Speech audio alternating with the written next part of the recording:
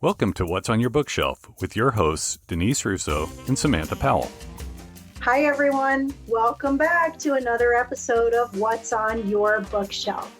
This is a life and leadership podcast where we are living out loud the pages of the books that are coming to life for us from our bookshelves. My name is Denise Russo. I'm here with my friend Sam Powell, who I'm so happy to be with. We are walking through the first book of our new series for 2024, which is a series all about happiness and seeking and pursuing happiness. The book that we're exploring right now is a book called The How of Happiness. And if you don't have this book, we really encourage you to get this book. Where we are today, if you're jumping into this episode for the very first time, is we're now walking through the 12 activities that are for you to deep dive into based on your scores of your self-assessment. So if this is the first episode, you've heard of this and you don't have the book, or you're not really sure and you're a new friend of ours, I would highly encourage you to back up just a little bit to the beginning of this book, because this is a book where we want to go in sequence based on what you learned first in the first part of the book. Now, that being said, if you have gone through the first section of the book and you took all three of the self-assessments and you know what your top 4 categories are, we will be doing these one by one so that you'll be able to go back and listen to the ones that are resonating with you the most for your top 4. But remember, we said last week, this is based on your recipe.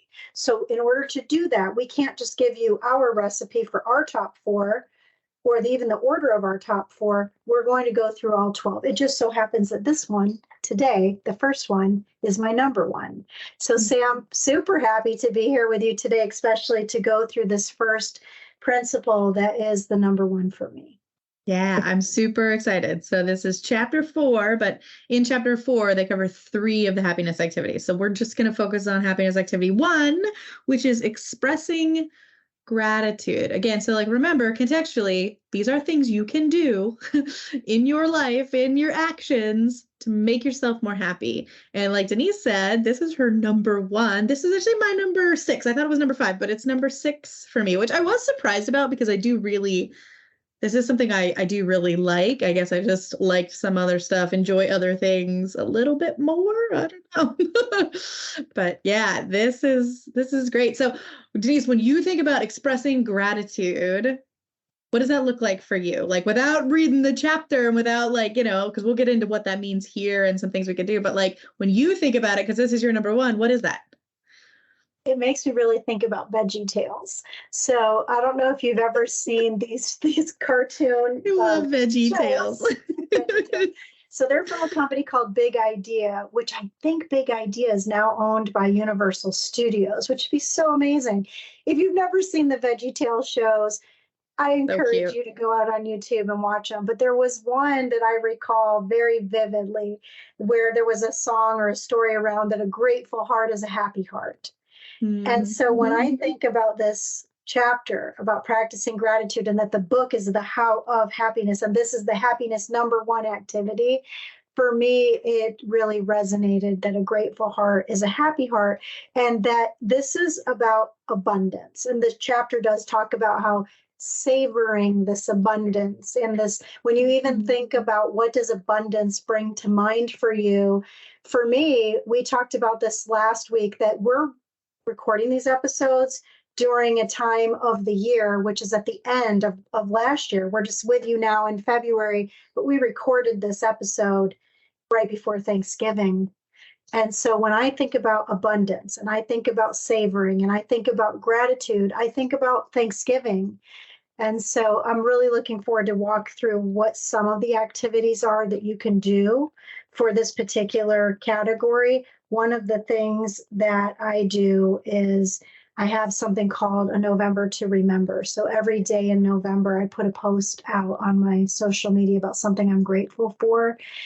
And it's not just to share that gratitude so that other people can see what I'm grateful for. It's about holding myself accountable to acknowledging things that might even be small that I'm grateful for. So I think that's what resonates with me for this one, Sam, is that it doesn't have to be that you're grateful for something so momentous. it's finding gratitude in even little things in your life, but making them consciously aware in your mind and in your heart that there are things that we all have we have to be thankful for, whether it's just breathing, waking up each day and having another opportunity to have a chance to live a life that is of meaning and purpose. So for me, that's the beginning of my thoughts here. I can totally see that. And knowing you and spending lots of good quality time with you,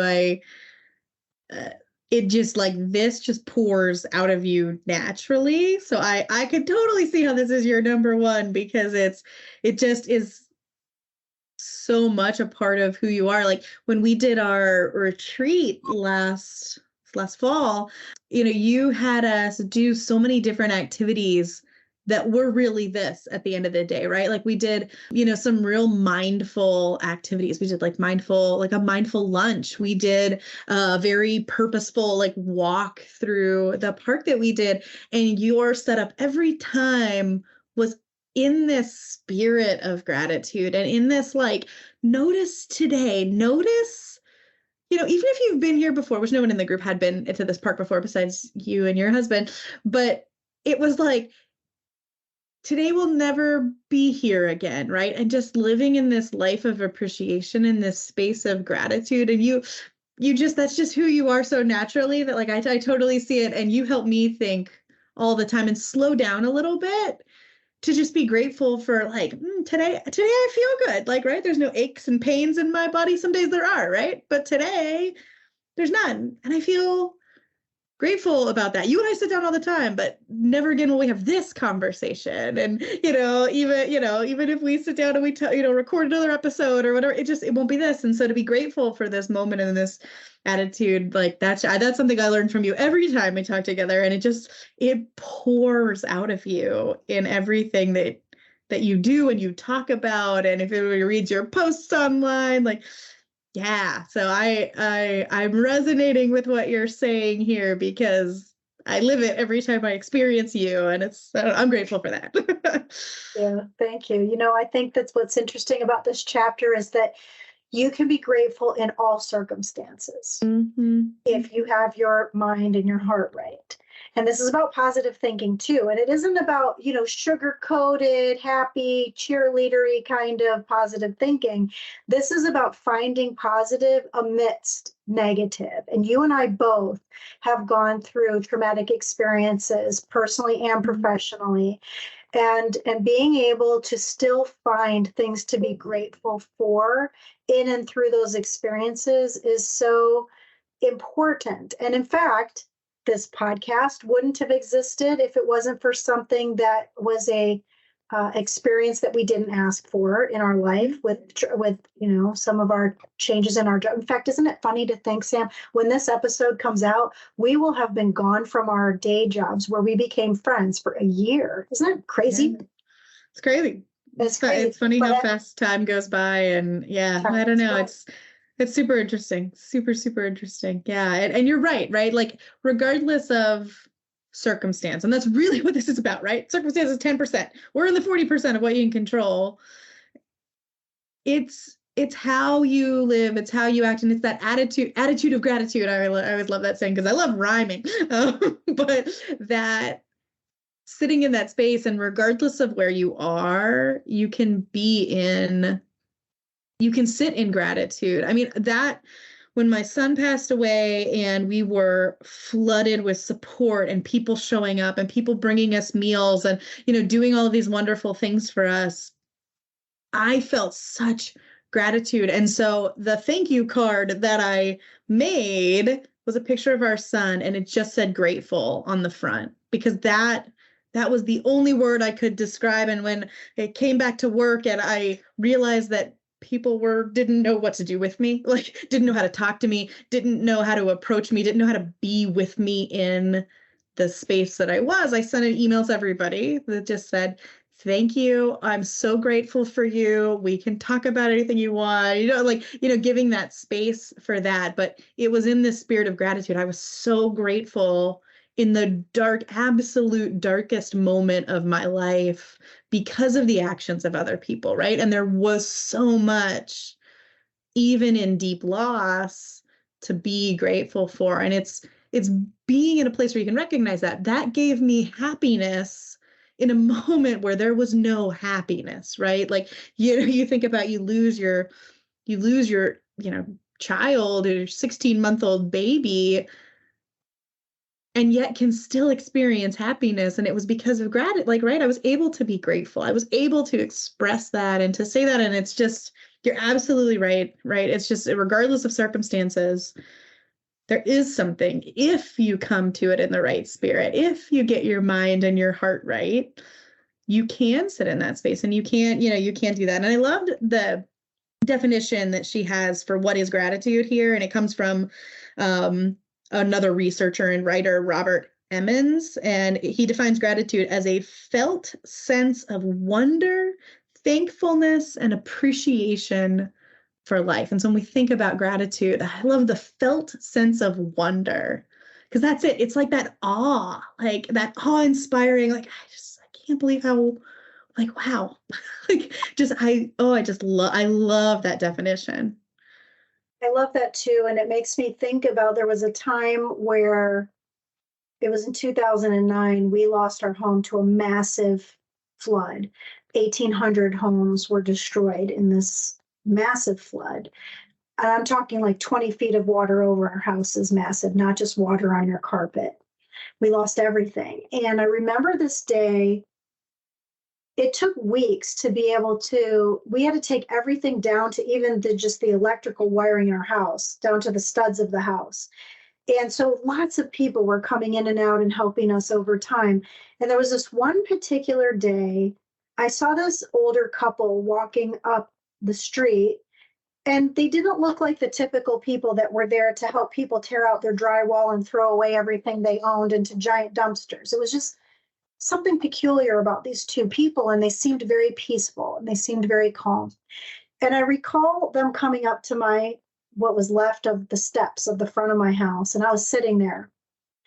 And they came up and they asked me some different questions and how was I doing? And I was super positive despite this very bad circumstance. But I think it's because my perspective was different. I remember having a couple neighbors that were very devastated, depressed. They couldn't even get their emotions together to just clear out their houses.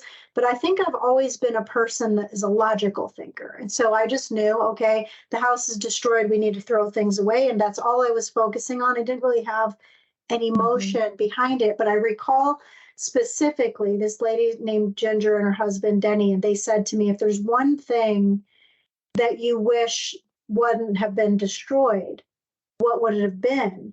And it caused me to pause, because we had thrown away 6 full dumpsters full of my personal belongings. And so as I sat there and I started thinking, I said, the only thing that I wish that hadn't been destroyed is my Bible. It was in my car. And you often hear these stories about, like, oh, the entire house burnt down and there was the Bible, right? Well, my Bible was in the car and my car was completely submerged. And so when the water receded, I was able to get it out. I actually still have it. Maybe I can take a picture and I'll give it to Scott to share. But it was no longer usable. Like, it was completely waterlogged and destroyed from sewage, because the flood was it was a flood from the ground up. So anyways, long story of the short is, well, it's not probably short, I guess, but the story goes that it so happened that Denny and Ginger were not there to rip out drywall. They were there as a part of the Billy Graham disaster team. And so their job was to go around and try to instill a sense of peace and calm for people. And yet they said to me, you are probably the most peaceful, positive thinking person, and you're sitting here expressing gratitude amidst destruction. So we had this great time of me just sharing a little bit about my faith and them sharing a little bit about, why they were there and such and such. So anyways, the next day, these people came back around specifically to my house. And I was so grateful to see them, not because I needed anything from them, but because we had this really great conversation the day before. And Ginger handed me her own Bible. Yeah. And she said, I just feel strong in my heart that I need to give this to you. And it so happened it was her training Bible from the Billy Graham disaster team group of from Samaritan's Purse and these teams. It is one of the most cherished things I took away from losing everything because she listened.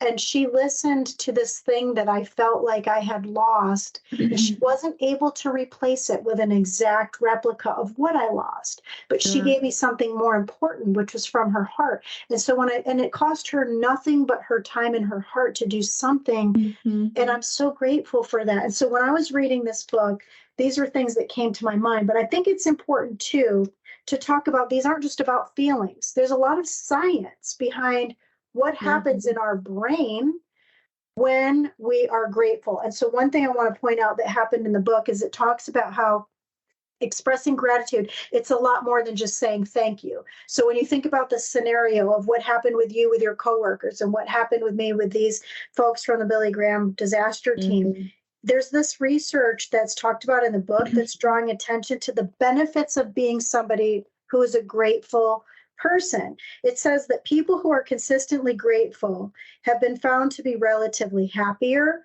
more energetic, more hopeful, and to report experiencing more frequent positive emotions. They also tend to be more helpful, empathetic, spiritual and religious, more forgiving, less materialistic than others who are less predisposed to gratefulness. And furthermore, the person is more inclined to gratitude is less likely to be more depressed, anxious, lonely, envious, or neurotic. All of those research findings are correlational. And so it's about gratitude. And so there's another part of this chapter that's about positive thinking. But in this first section, the author goes on to describing some actual studies and participants that she put through studies to look at the effects in your mind and in your health when you have an attitude of gratitude. Yeah. Yeah. I thought that was really incredible, right? Like all of the positive benefits that just expressing gratitude for things, right? That reflection process of thinking about what am I grateful for and then expressing it in some way, that it like had this slew of positive emotions and decreased the negative emotions, like, from multiple different studies. Like, I thought that was fascinating. And I found it to be true anecdotally in my own life as well, right? Like when I sit in a place of gratitude, like it does help curb some of those feelings, right? Like in my story of like coming back to work. And that was the first thing I did was express gratitude to, my coworkers and, this family that I have from work. Like it helped me walk back in, right? There was less anxiety, less of that because it was me, I don't know, being thankful and letting people know that. And that made me feel good. And it was a great way to come back in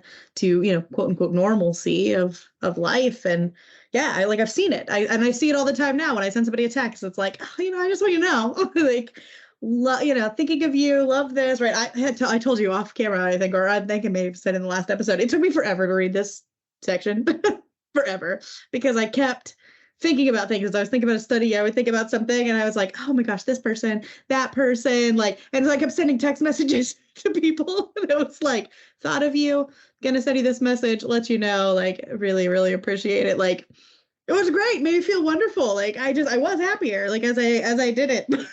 It took me a long time to read the section. So if you're reading this book, like, budget some time, my friends. Budget some time. This is about intentional living, which, by the way, is another one of my favorite books from John Maxwell. It's hard to pick a favorite because he has over 100. You and I have both studied with him. We're both certified by him. But this book, Intentional Living, which is one of my favorite books, there's activities in that book that directly correlate to this chapter. One of which is that in intentional living, it gives you ideas. Just like in this book, there's ideas. And I know we're almost out of time for today, so we're not going to be able to go through all the ideas. That's why you need to get a copy of this book.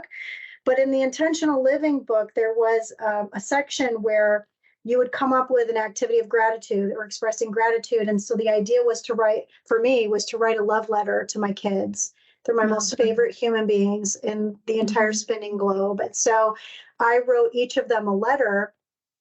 a short letter. They were young at the time when I bought the book. They were probably in elementary, middle school age. And so they came home from school and I said, hey, I have something that I want to do with you guys, but you have to sit on the couch and we're going to do something. And they thought, well, are we in trouble?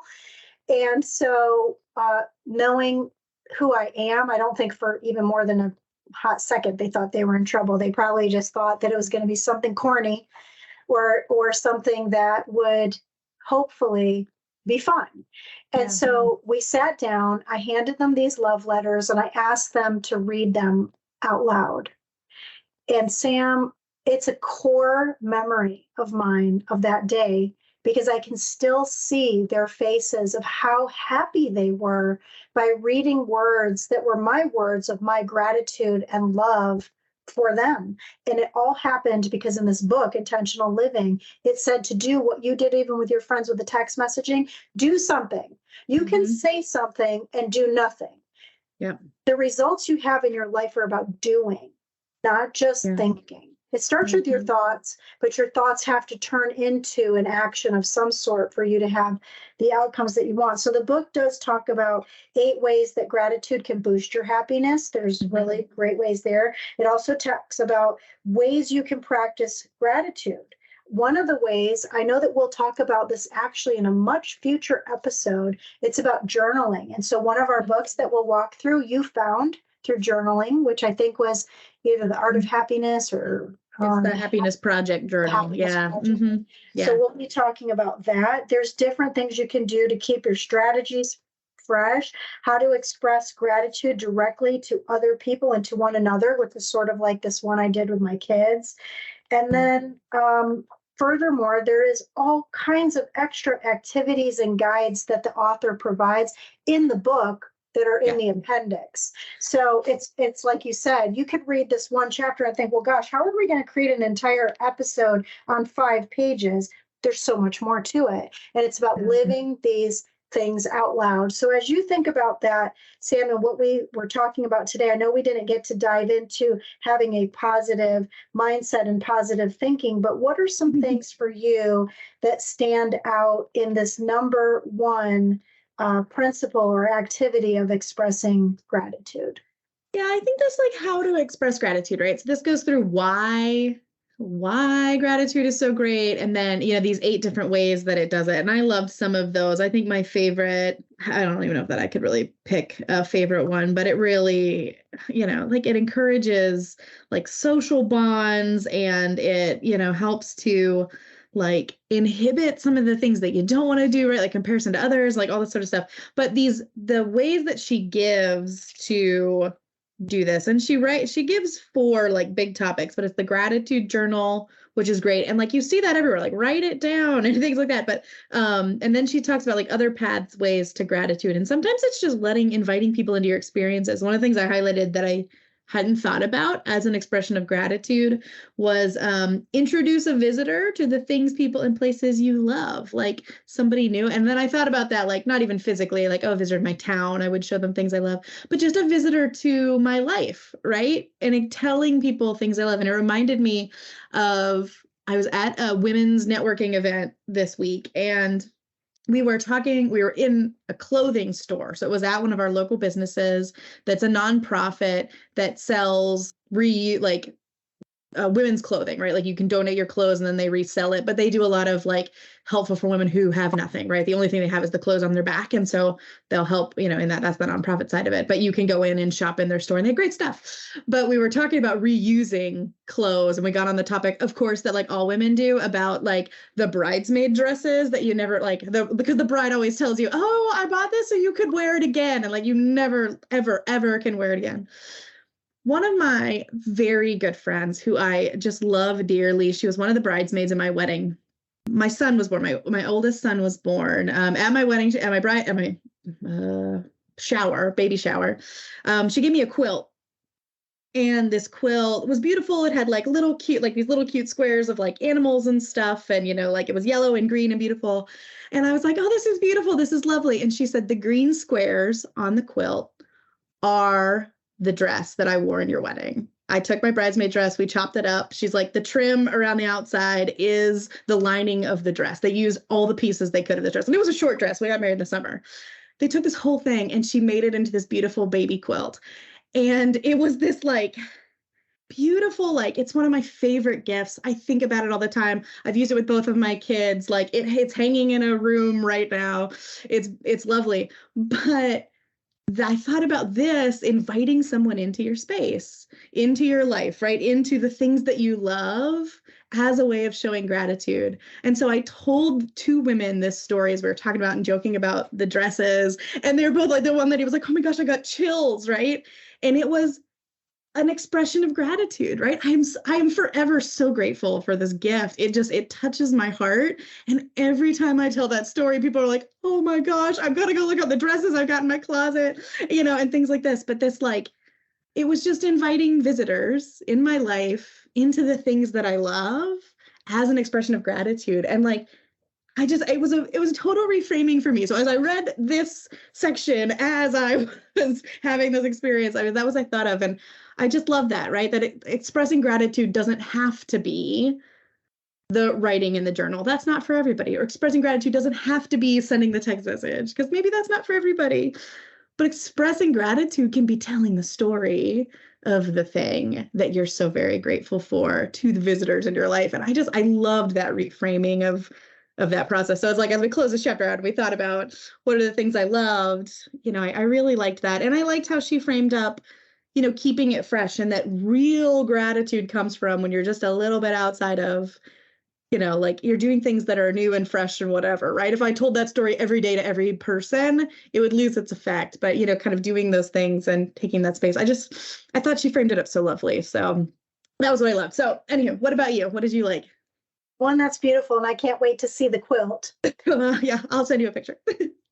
I would say two is that what I took away from the chapter is something that we're getting to live out loud together, which is that I am so grateful that not only do you invest your time with me every week for multiple hours, besides just what people get to hear on these episodes, but that the things that we're growing through life together on are meaningful. Like the books that we have already done, this book that we're in, and the ones that are to come, to be able to be yoked to a friend going through things that are going to make you healthier mentally, spiritually, and physically, is just so, I don't have a right adjective for it other than to say that today, Sam, wow, I'm ever grateful for you and you believing in the possibilities of what we're building here together. And so thank you.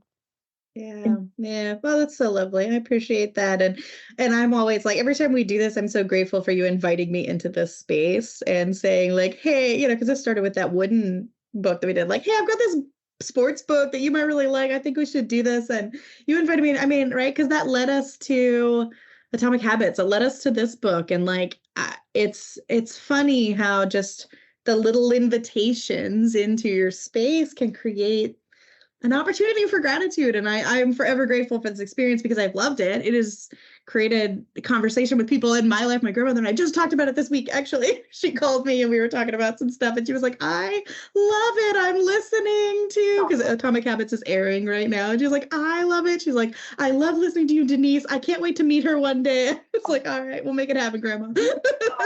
I definitely want to meet her too. I'm so grateful for everybody that's listening in. And hey, if this is helping you, please share it with other people. Like that's what we're talking about today. If this is helping you, share it with other people.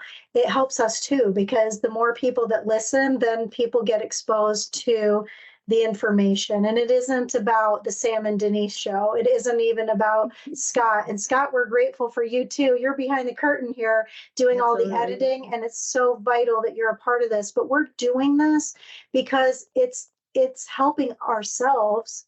And a byproduct of that, hopefully, is that it's helping you as well. So please share, subscribe, comment. Scott will have lots of information for ways you can get in touch with us. This has been an awesome time together. Next week, we're going to be going into the second one of the 12. It's on cultivating optimism. And so I'm looking forward to that one. That one was not in my top 4. Was it in your top 4, Sam? The next one was my number 1, actually. So yeah, so right out of the gate here, episode 1, episode 2 on these activities are your number 1 and my number 1. And I think anybody who knows me, like, I'm an eternal optimist, so this one's probably not super surprising. That's awesome. Well, I can't wait to then learn more about that one with you next week. But for now, friends, my name's Denise Russo. Thank you, my friend Sam Powell. Together, we've been with you today for another episode of What's on Your Bookshelf.